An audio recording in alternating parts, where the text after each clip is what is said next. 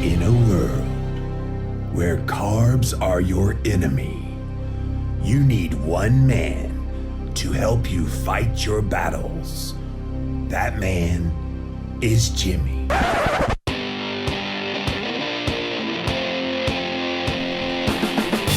Combating nutrition disinformation and general bull.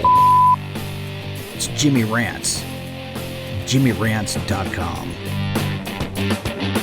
Nutritional Therapy Association. The NTA trains and certifies nutritional therapy practitioners like me and consultants by focusing on bioindividuality. One size diet doesn't fit all. And the range of dietary strategies that support wellness. Being healthy overall, y'all. The NTA emphasizes a whole food, vegetables from our front yard and backyard gardens, properly prepared, like fermented and sprouted, and nutrient-dense diet, like grass-fed butter and grass-fed beef, as the key to restoring balance and enhancing the body's innate ability to heal. Throughout their programs, students learn a wide range of educational tools and techniques to identify and correct nutritional imbalances and deficiencies in their clients, and they launch a successful career in holistic nutrition. And they might become best-selling authors and podcasters too. The NTA produces like-minded practitioners and consultants that we consider the leaders in health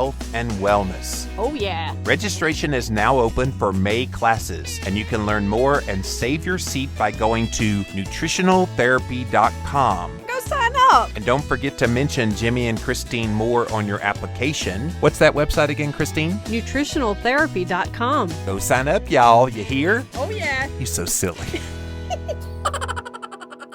What's up, you guys? Welcome back to another Instagram Live, and we're here with another episode of Jimmy Rants. JimmyRants.com is the website. Here's how the fun begins. We start off over on Instagram, so go follow me there at Living Low Carb Man, LIVINLOWCARBMAN.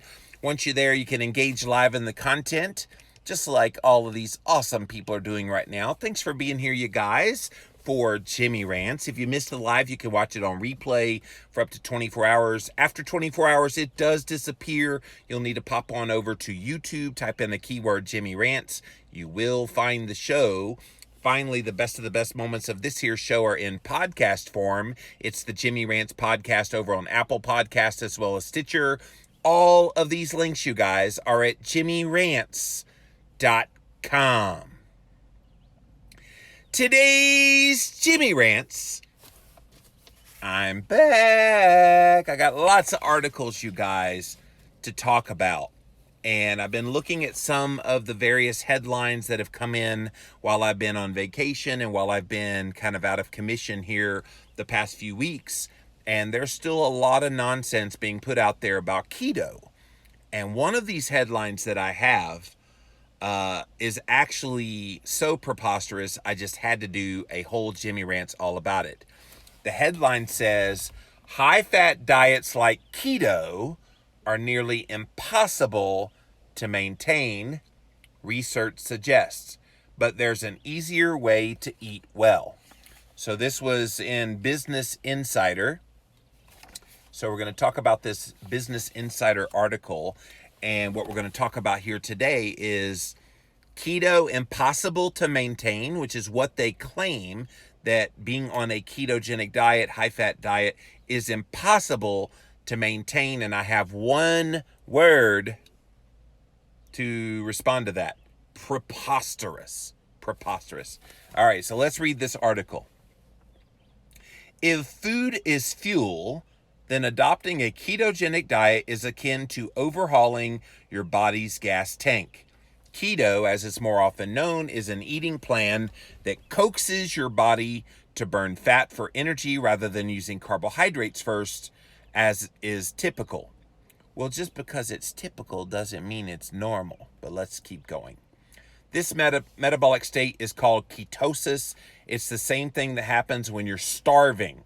The body burns fat stores to stay alive. So I always hate this when they start talking about ketosis in the context of nutrition, and then they say, well, it's the same thing that happens to you when you starve yourself, which means people in their mind say, oh, well, if I'm eating keto, I'm starving myself, which is anything but the truth. I mean, everybody that eats keto isn't starving. You're eating plenty of nutrition, and I would dare say you could probably get away with a little bit of extra calories of nutrition when you eat keto because of the metabolic advantage that it gives you. Keto dieters trigger that fat burning mode by cutting out almost all carbs from their meals. On a well-planned keto diet, people get 70 to 80% of their calories from fat and 20 to 25% from protein, and they say goodbye to sugar. Doctors recommend keto in certain circumstances. It's an established way to help control type 2 diabetes. Well, hallelujah, that at least they acknowledge that there are diabetes benefits to going keto. A lot of times they say diabetics don't need to do keto, that they need to eat healthy whole grains. So at least in this article, they are saying it's an established way to help control type 2 diabetes. And the plan has been used to reduce childhood epileptic seizures for nearly 100 years, which is true. 1921 was when that happened. Scientists even have some limited evidence that keto may help overweight people keep extra pounds off, though other studies reject the idea. So everybody knows keto can help you lose weight, but it's not the primary benefit. The primary benefit is controlling insulin and blood sugar and inflammation levels. All of those things contribute to disease. So if you're just joining us, we're talking about this article that is looking at this idea that high-fat diets are impossible to maintain according to researchers. And so we're kind of getting into why they think it's a bad idea for you and why they think you can't maintain keto. For most people, a high-fat, low-carb keto diet is really, really hard to maintain. Why? Why is it hard to maintain? That doesn't make sense. Instead, habit experts recommend a different way to eat healthy.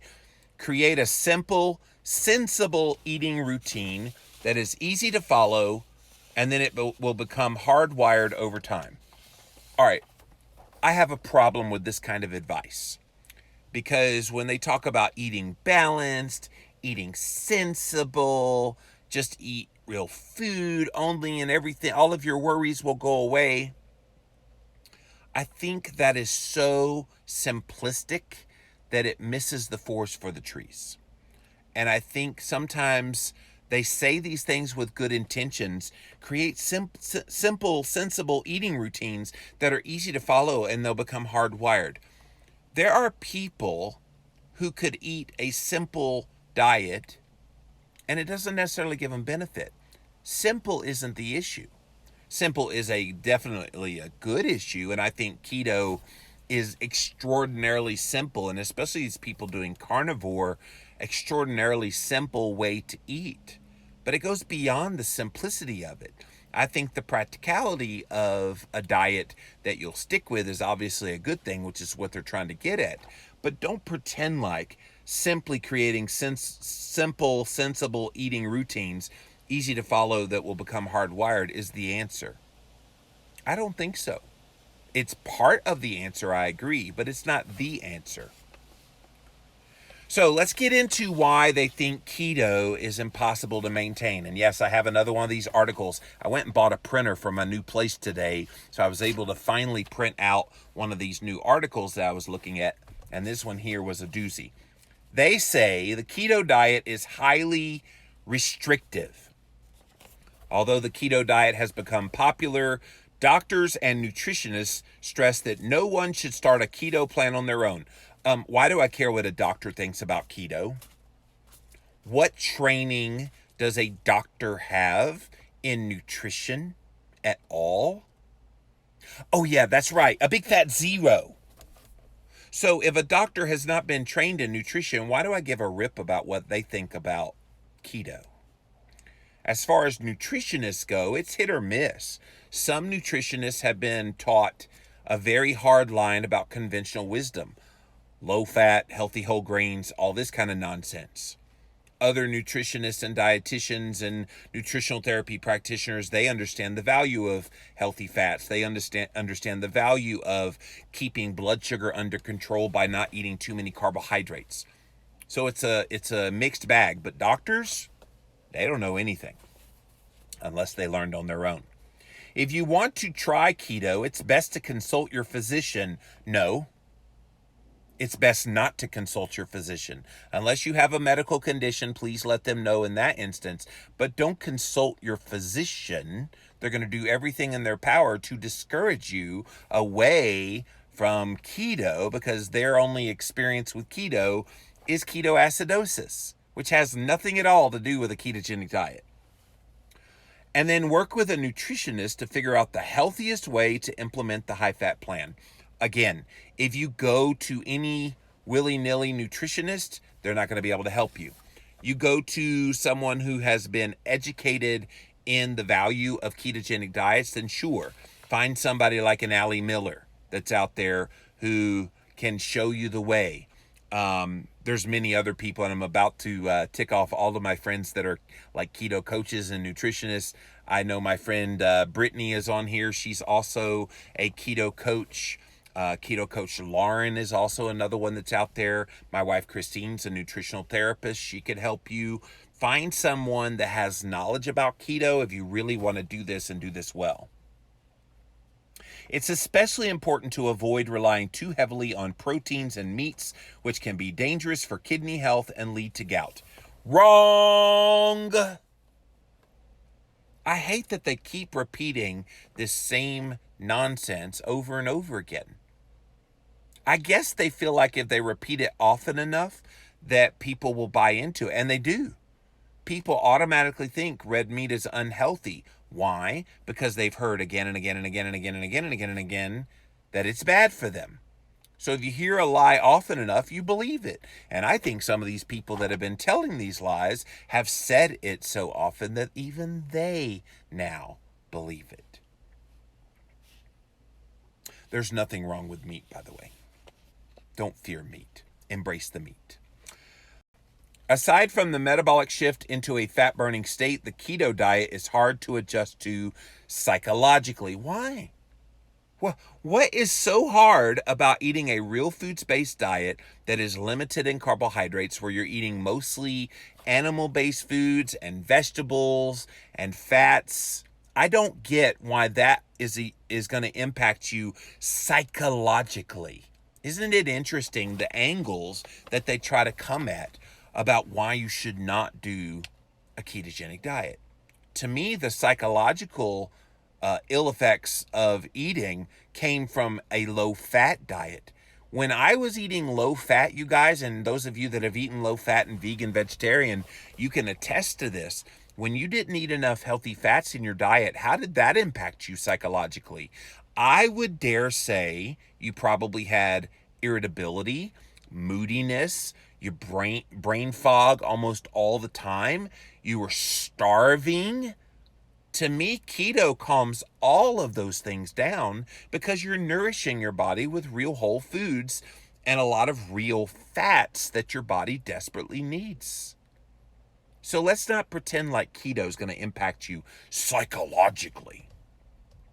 If you're going keto, daily eating often becomes a math equation. No, it doesn't have to. It doesn't have to become a math equation at all. Eat real food. Eat meat. Eat vegetables. Add fat. Done. Where did the math come into that?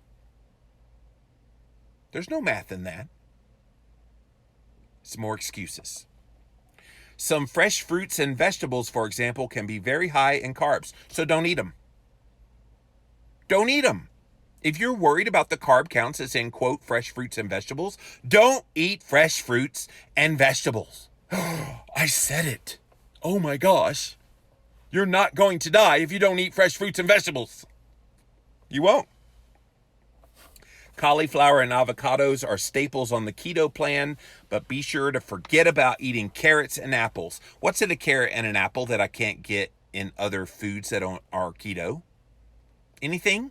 Is there anything in carrots and apples that are essential and only in carrots and apples? Anything? That's right. No. But there sure is a whole lot of sugar in those things. And if you don't eat the sugar and you get the things that are in carrots and apples in other foods, that's a great thing. Your body will reward you for that, for not spiking your blood sugar and insulin levels.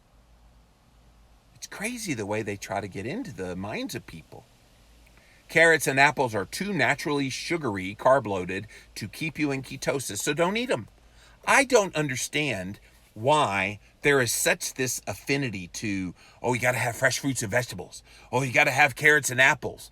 Who says that you have to have those things? And what happens if you don't have those things? Last time I checked, you're still going to be around. Those of you that eat carnivore, you're still around, aren't you? You're not having any fruits and vegetables. You're just fine. It is fascinating to me that as keto has become popular and carnivore starting to come on strong, what are they going to do with all of us healthy people that are eating this way? And we're not eating gobs of carrots and apples and fruits and vegetables of an indiscriminate amount because of the carb counts. What are they going to do with us? They can't ignore us. There's too many of us seeing benefits from giving up and eschewing the carbs. What will they do? How, pray tell, in these articles will they say, oh my gosh, they're not eating carrots and apples and they're healthy? How? I love seeing them have a conniption fit, by the way. It's kind of my entertainment as a blogger, podcaster, to see the mainstream of media about lose their minds over people not eating fruits and vegetables when they have made fruits and vegetables the holy grail of nutrition for so long. The keto diet can help people cut down on processed foods. If you're embracing real whole foods, you don't need processed foods. And eat less sugar, yes, which are both positive changes. Well, thank you for stating the obvious that when you give up processed foods and sugar, that's a good thing. Duh. But keto dieters also are missing out on great anti-cancer foods that fight inflammation. No, we don't. No, we don't. There is nothing in the ketogenic diet that is missing as an anti-inflammatory property. Keto in and of itself is anti-inflammatory. So how can you have the balls, all pun intended, how can you have the balls to sit up there and say that keto dieters miss out on great anti-cancer properties that fight inflammation? It's called keto itself. Ketosis in and of itself is anti-inflammatory. And so if you are worried about cancer and having inflammation in the body that would lead to cancer, eat in such a way that your body's in an anti-inflammatory state. And if you do that by eating keto, you're accomplishing the same thing of whatever these anti-cancer foods would be that would be carby. The regimented and restrictive nature of the diet is a downside that even some keto diehards acknowledge. Regimented and restrictive. I again implore anyone that believes keto is regimented and restrictive. See, those are like militaristic terms. Regimented and restrictive. I don't feel restricted at all. If anything, I feel less inhibited now being able to eat real whole foods that are high in fat and low in carbs, moderate in protein. Those things satisfy me a lot more, so I don't feel restricted.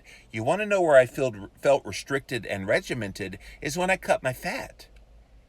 Because I could eat a certain amount of food that was high in carbs, low in fat, and an hour later I'd be so hungry I would want to eat your head off. And that was incredibly regimented, incredibly restricted.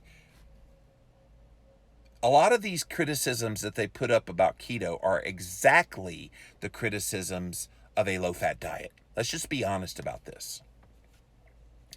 That's a big problem with keto, right? It's not simple to do, said a cardiologist named Ethan Weiss.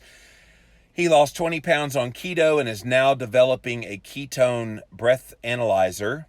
You have to be able to figure out how to get the food. Unless you're cooking for yourself a lot, it definitely can be a challenge. So cook for yourself a lot, Ethan. I think that's one of the beautiful things about keto is it rekindles or maybe even strikes up a passion in you for the first time in your entire life to want to cook and to want to make your own food. I don't get why that's a bad thing. I know we've all grown up in the microwave society. We all got the unhealthy choice frozen meals. Yes, I know they're called healthy choice, but I call them unhealthy choice. We all got the makes you fat pockets. Lean pockets. We got all of these things under the auspices that they were going to make us healthier, and so we got used to convenience. Guess what? Eating real whole food ain't always convenient. But is cooking a part of it? You bet it is. Is cooking something you desire to do once you embrace a ketogenic lifestyle? Yeah, it really is. And I'm going to rock your world. If you're not currently cooking with bone broth, start cooking in bone broth and butter, and you will thank me later. I promise you. The next criticism is strict diets are quickly abandoned. So physiology professor David Harper, who is studying how the keto diet can help cancer, believes going keto should be a long-term choice, not a fad to try willy-nilly. Well, I agree with you, David. It's why we call it a ketogenic lifestyle, not a ketogenic diet. A diet has a beginning and an end, and you got to die to get there. See what I did there? I think if you embrace it as a lifestyle, then you don't have any of these problems in your head of thinking, oh, I'm on a diet. No, you're not. You're on a live it. Start living. Or as I like to call it, living La Vida low carb. You need to be committed, and you need to really say, I've been on the wrong path for a long time, and I'm willing to give up a lot of these foods that I really love and I'm emotionally attached to, he told Business Insider. So here's the thing. You go keto, and all those things that you have a, quote, emotional attachment to, all of those things start to go by the wayside. I used to be the biggest, and I've talked about this before, the biggest macaroni and cheese fiend. I could eat you out of house and home of macaroni and cheese back in the day. My dad had restaurants when I was growing up. They were buffet style, and I loved Wednesdays because Wednesdays, he put macaroni and cheese on the menu, and it was right there on the buffet, and I would fill up a whole plate full of macaroni and cheese, and that was one of those things that I thought I could never live without. And I went keto, and I haven't looked back. I've had mac and cheese one time. I wanted to taste what it was like a couple years ago. I wanted to taste what it tasted like now. This was the food I never lived without before going low carb, and I had not had it in about 13 years at that point.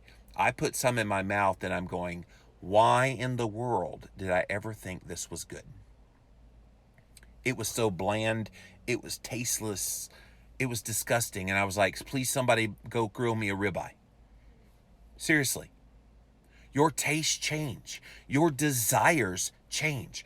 Remember, I'm also the guy that used to drink 16 cans of Coca-Cola a day and eat whole boxes of Little Debbie snack cakes at a time watching television. I don't miss any of that, you guys.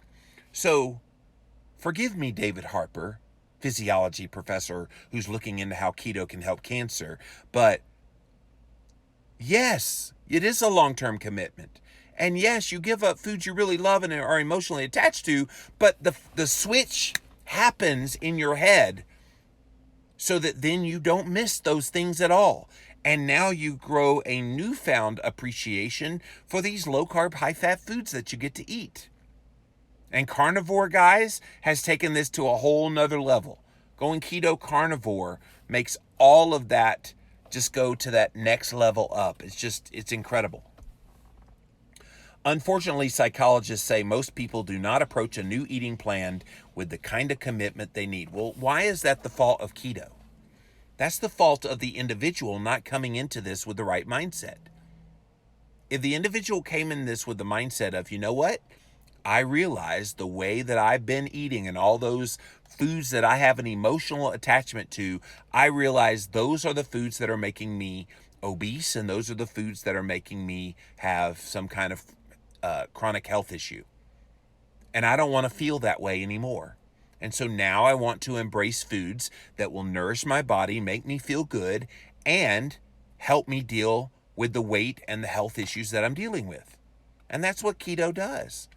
So forgive me if psychologists say most people don't want to approach a new eating plan with the kind of commitment it takes to succeed. That's on you. Get your head straight. Get a coach that will help walk you through this.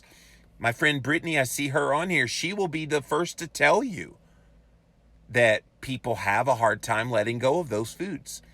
I get emails from people all the time where they say that exact thing. I can't give up and fill in the blank crappy garbage. I get it. It's hard. But here's the thing. You dive into keto and those things go away really fast. So all those things you thought you could, quote, never live without, bread, pasta, sweets, all those things, they go by the wayside. You don't miss them at all. When most people go on a diet, they're not trying to form new habits, says Wendy Wood, a psychology professor who studies habit formation at the University of Southern California. They're getting themselves to eat in a very different way, and they do so with a lot of energy and effort and self-control and willpower. Well, there's their problem. Don't make it willpower. Commit to wanting to make a change. That doesn't take willpower. If you want to make a change because you're sick of where you are in your weight and your health, then you're going to make a change. It doesn't take will to do that. It takes want. I'm a huge fan of want power. And when you get want power in you and you express that want power by taking actions that will make that want become a reality, that's when change happens. At the end of, say, 3 weeks, they're just tired of it. They're over it. We can almost predict how long people will stay on these fad diets. Don't get me started on calling keto a fad diet again. It's simply not. I think if we arm people with the facts about embracing keto and embracing what it does for them, rather than, oh my gosh, look at this draconian diet, cutting out whole food groups, it's a very dangerous diet. And so people have all this imagery in their head. And the biggest thing, and I've seen this in a few comments today that I saw, the biggest thing that still holds people back is the weight loss. If they're not seeing great weight loss, they think nothing's happening. And they're like, well, I just want to eat cake again if I'm not going to lose weight. Well, weight loss is a tricky thing. So don't put all your eggs in the basket of weight loss. Not saying that weight loss isn't important and that you can't produce weight loss from eating keto, but don't make it the reason you go keto. Make getting healthy the main reason, which a lot of you do. Wood said part of the problem is that being on a diet like keto requires people to make a lot of extra decisions throughout their day about what they can and can't eat. Why? To me, the person that is most successful eating keto is the one that comes to the point where they're only eating 1, maybe 2 meals a day, where they have whittled down their diet choices to mostly meat, maybe a little bit of vegetables, and some fat. When you've done that, you eat 1 meal of, say, 1,800 calories, or a couple of meals where you split up the meals, and that's all you eat in the day. I have a lot more time than I ever did, and I don't think about it. It's fatty meat, it's vegetables, and it's fat. How hard is that? Why does it take a lot of extra decisions throughout the day about what you can and can't eat? It's not hard to eat fatty protein, veg, and fat. That's it. Somebody please tell me what's hard about that. Nothing that I can see. That's not how people prefer to go about their lives.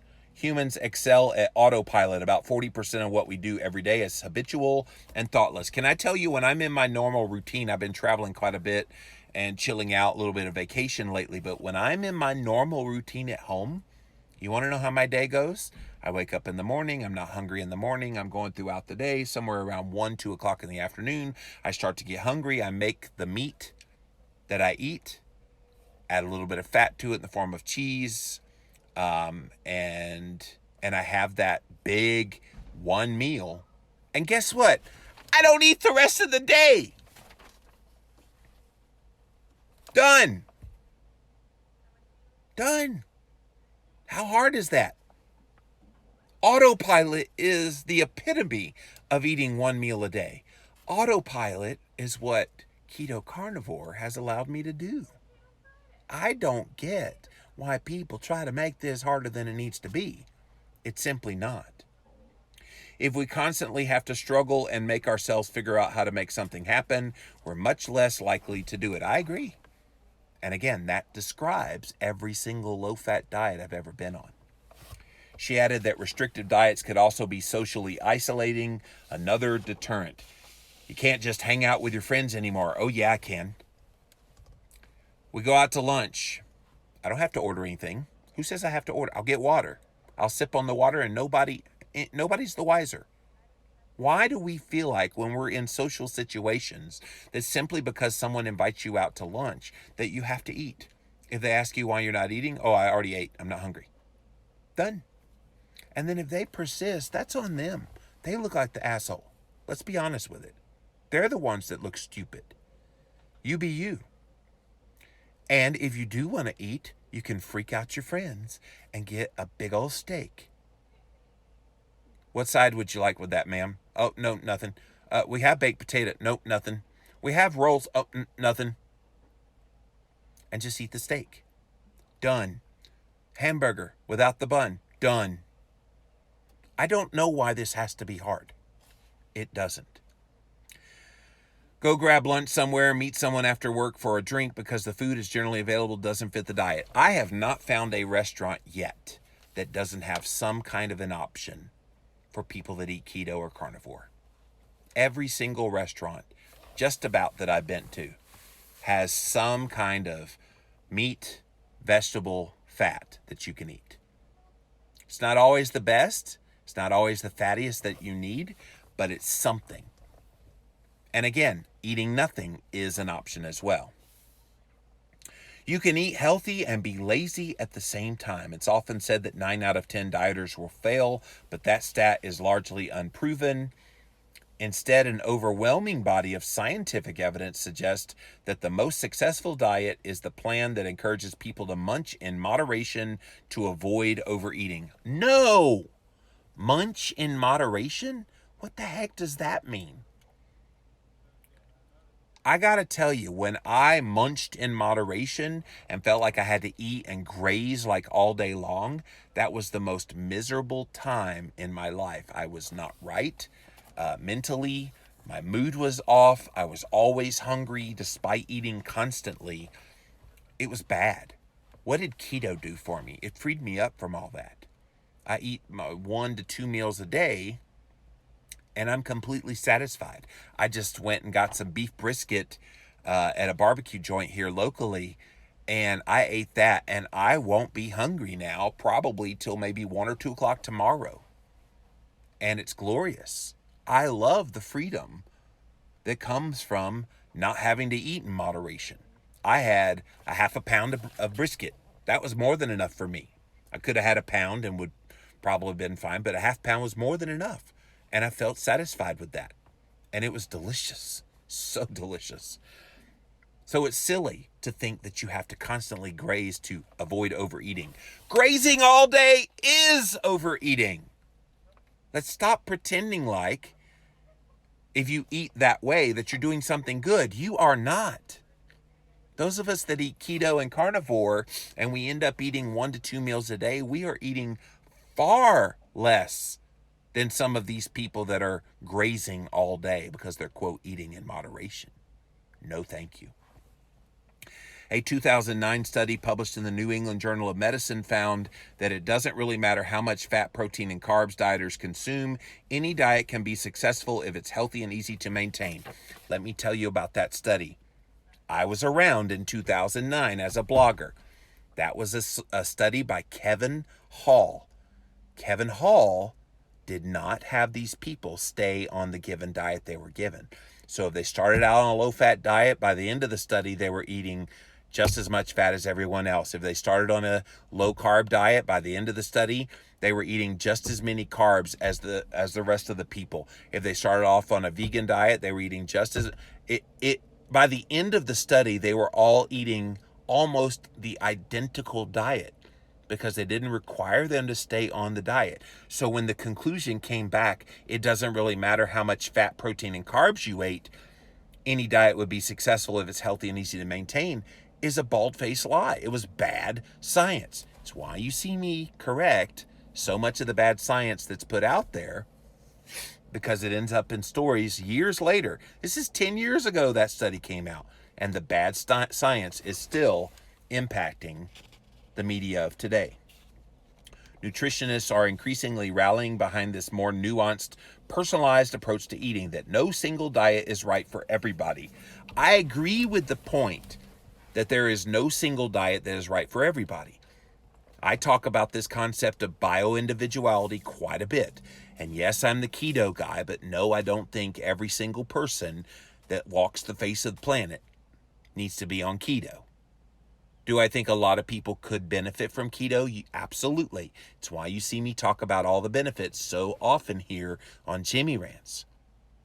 But I don't think the fact that there's no single diet that's right for everybody is reason enough to tell people, well, don't eat keto. What if keto is right for you? What if it is the diet that works for you and helps you, as it has so many of us?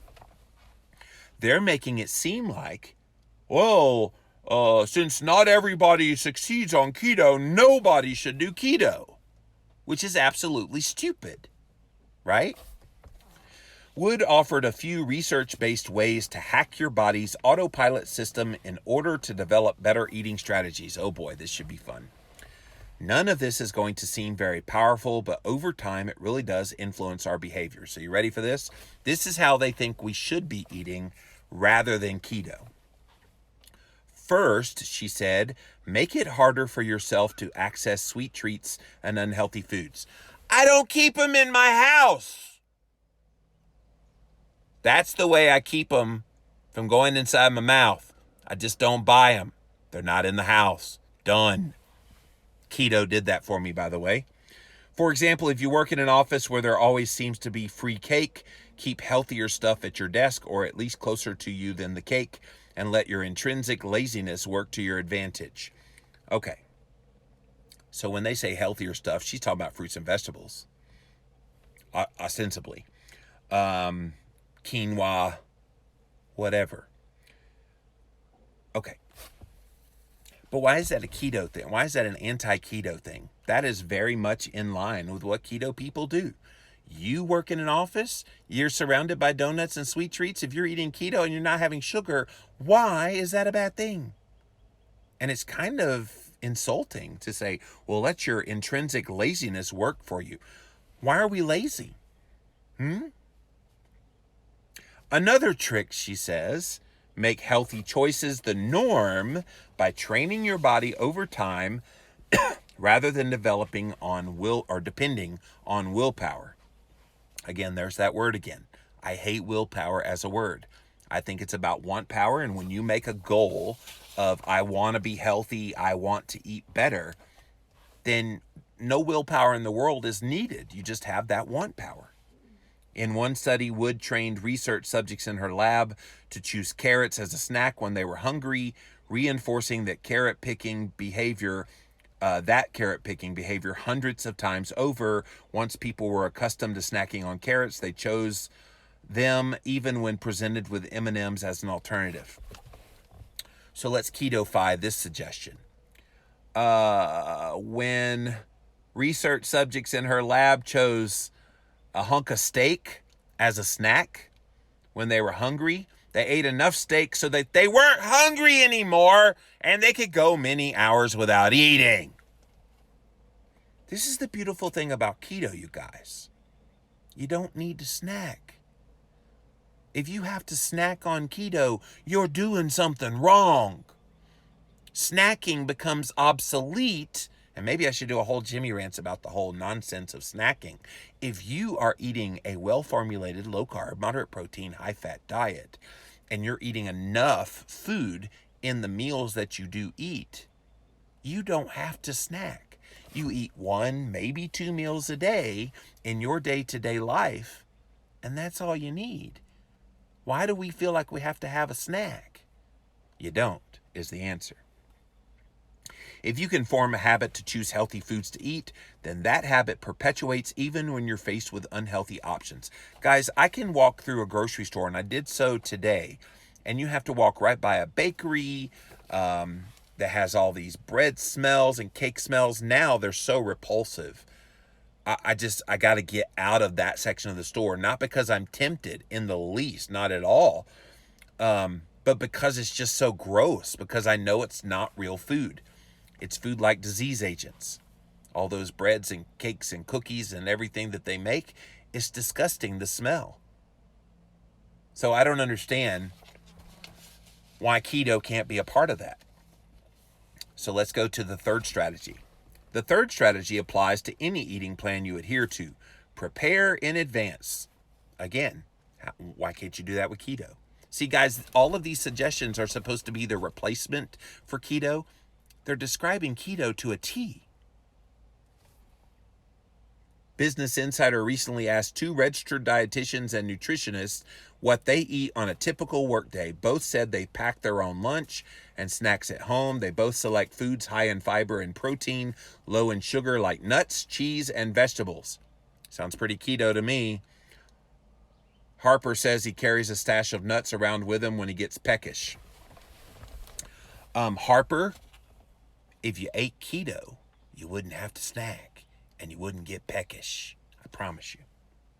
Whatever you eat, it's important to find a plan that makes you feel good and stick to it.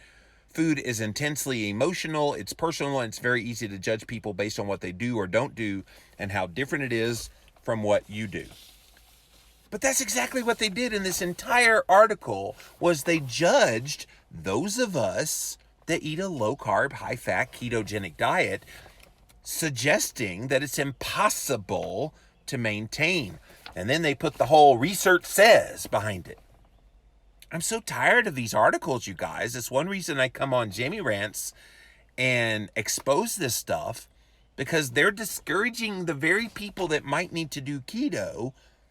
And when they describe what you should do instead, it's keto.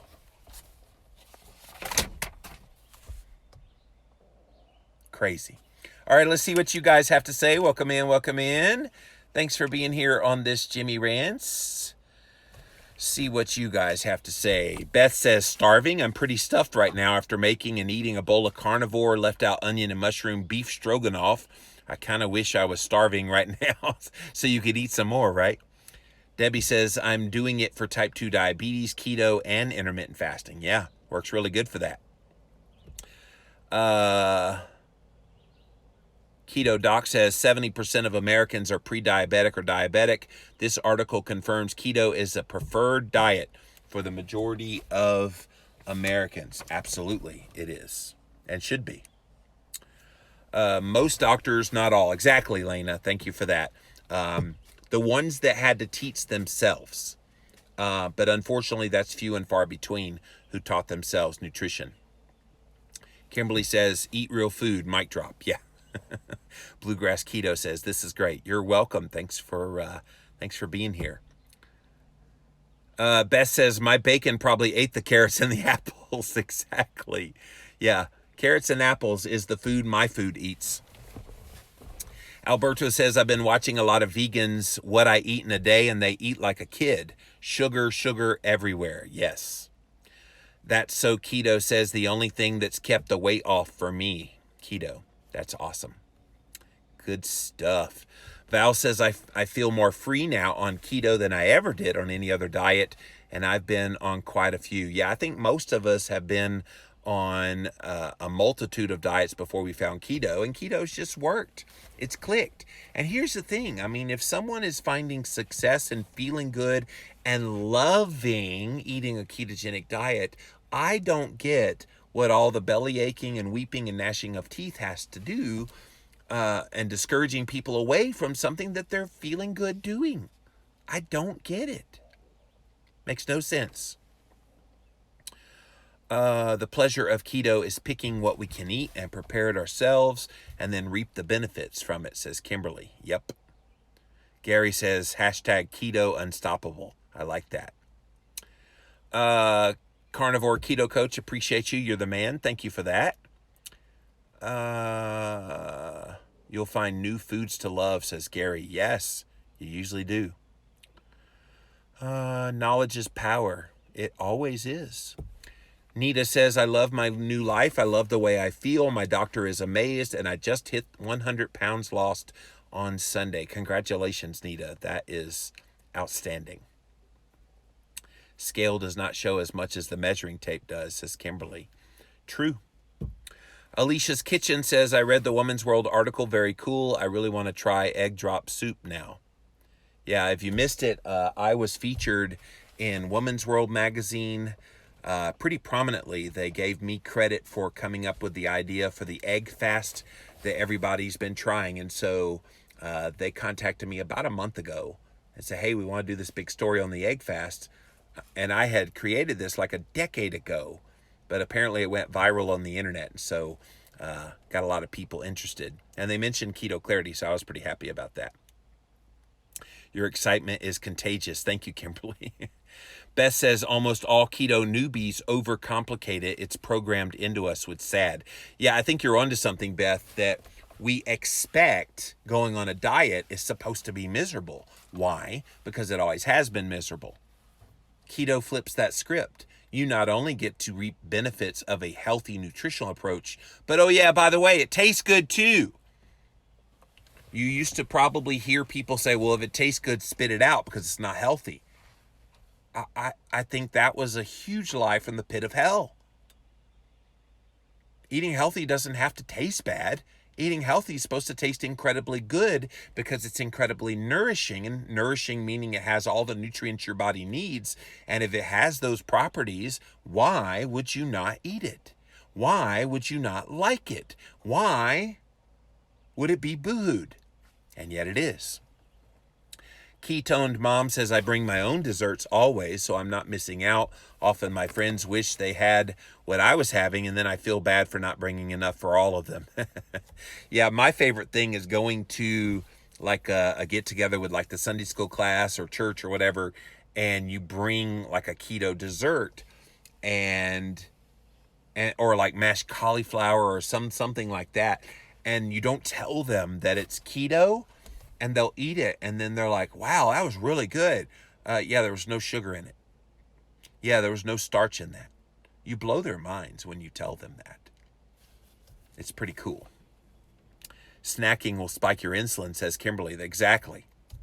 Beth says, munch in moderation, keeping your insulin spiking. That's no bueno. No, it's not. Ketone Mom, do those with lower body fat get hungrier more often on keto? After reaching really low body fat, I tend to have a harder time fasting. Well, I don't think if you have low body fat, which I would define as single digit, or for a woman probably around like 13% or below, that's really low body fat, that you probably have to eat more fat in order to feel satiated. Beth says, I used to believe and told people they need to eat small portions frequently throughout the day. I said it so much, I needed a reality show where I hunt everyone down and correct that statement. I think we all believe that at some point in time. Holly says, preach. I will. Alberto says, I don't like consensus science. You get only conclusion and tables with many data points, nothing more. There is no consensus math anywhere. Consensus science is almost opinion. Oh, it's not anymore. And in nutrition science, Alberto, you know this as much as anybody. In nutrition science, consensus science is whatever they pull out of their butt. Seriously. Hey, Keep Austin Keto. Thanks for being here. That's So Keto says, and that's what it is. I've been dieting since the 5th grade and I'm 30 now. Keto is the first thing that works, and it's so simple to me. Absolutely. Val says, keto cheesecake. You gonna make me one, Val? You'll be my best friend.